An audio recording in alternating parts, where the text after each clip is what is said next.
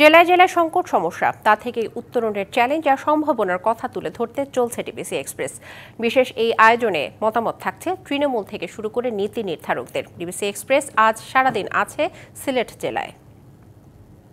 CSRM DBC এক্সপ্রেসে আমরা আছি সিলেট জেলার গোয়াইনঘাট উপজেলা। সেখানে গোয়াইনঘাট উপজেলা একটি গুরুত্বপূর্ণ সড়ক আপনারা দেখতে পাচ্ছেন। যে গুরুত্বপূর্ণ সড়কটির এখন গুরুত্ব একেবারেই হারিয়ে গেছে।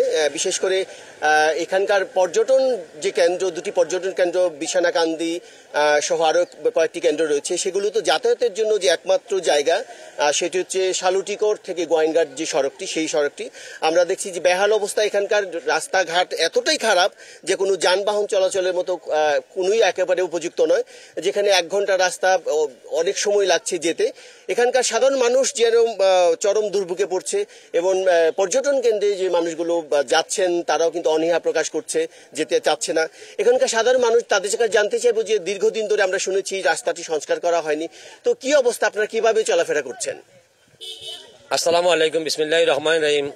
আমরা অনেক দুর্ভোগে আছি। এই যে রাস্তা আপনার সামনে যে গর্ত আছে, ওই গর্ত থেকে আরো গহীন গর্ত আছে।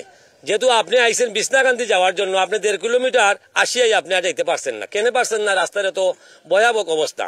এই যে দীর্ঘত 15-16 বছর সরকার কাটিয়ে গেছে, ওই রাস্তাতে কোনো একটি বারও থাকায় নাই।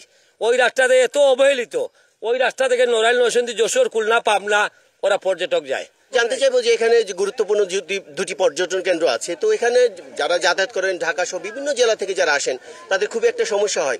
এ ব্যাপারে সরকার রাজস্ব তো হারাচ্ছেই, মানুষ পর্যটন কেন্দ্র ঠিক মতো আসছে না। বিছানাকান্দির কথা বলছি, তো আপনি একটু বলবেন। বিশেষভাবে আমি বলতে চাই, দেশের বিভিন্ন স্থান থেকে পর্যটন নগরী গোয়াইনঘাটে চলে আসে। বিভিন্ন বিছনাকান্দি বলেন বা জাফলং বলেন, সব বেশিরভাগ মানুষ এখানে আসে। আসার পর অনেক আমরা সচক্ষে দেখতে পাই যে এখানে আসার পর অর্ধেক আসার পর অনেক যাত্রী কিন্তু ফিরে চলে যায়। কারণ রাস্তার যে অবস্থা, এই রাস্তা গিয়ে আবার ফিরবে কখন আর যাবেই কিভাবে, এই জন্য ফিরে চলে যায়। এই জন্য আমরা চাই এই রাস্তাটি সংস্কার হোক।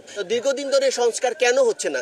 কি মনে হচ্ছে যে অবহেলা কারা করছে? এটা অবহেলা এমপি মন্ত্রী এরাও করে, আমরা কোনো হিসাবও তারা ধরে না, বুঝলেন?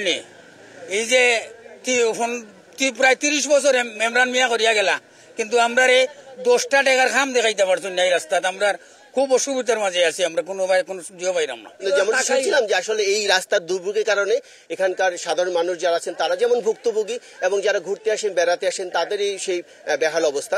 আমরা সংশ্লিষ্ট কর্তৃপক্ষের কাছে যাব, তাদের কাছে জানতে চাইবো যে এমন একটা গুরুত্বপূর্ণ রাস্তাটি কেন বেহাল দশা। সিএসআরএম ডিবিসি এক্সপ্রেসে আপাতত এই ছিল আমার কাছে সবশেষ খবর। আমরা পরবর্তীতে আমরা অন্য কোনো জেলায় যাব আগামী রবিবার। ততক্ষণ আমাদের সাথেই থাকুন।